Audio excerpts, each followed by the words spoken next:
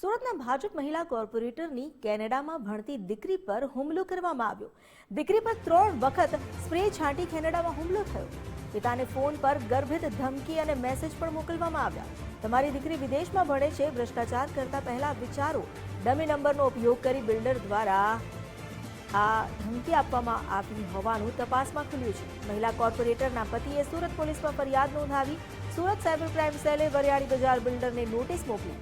Irfan Mohammad Ashfaq Najmuddin builder સામે તપાસ શરૂ થઈ છે। હુમલા બાદ કોર્પોરેટરની દીકરી કેનેડાથી પરત ભારત આવી।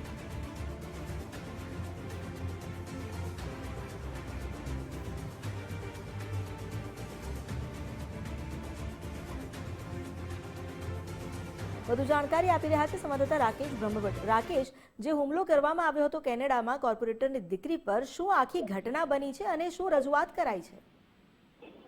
बिल्कुल वर्ष 2025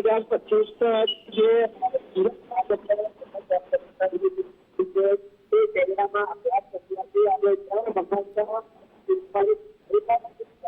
કરવામાં આવ્યો હતો। આ ઉપરાંત સુરત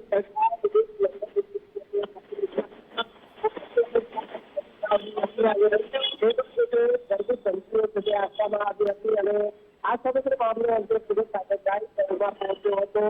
એમાં સાયબર ક્રાઇમ સેલ દ્વારા સુરતના જે વરિયાળી બજારથી મોડી બજાર ખાતે રહેતા એક બિલ્ડરને નોટિસ પણ પાઠવવામાં આવી છે।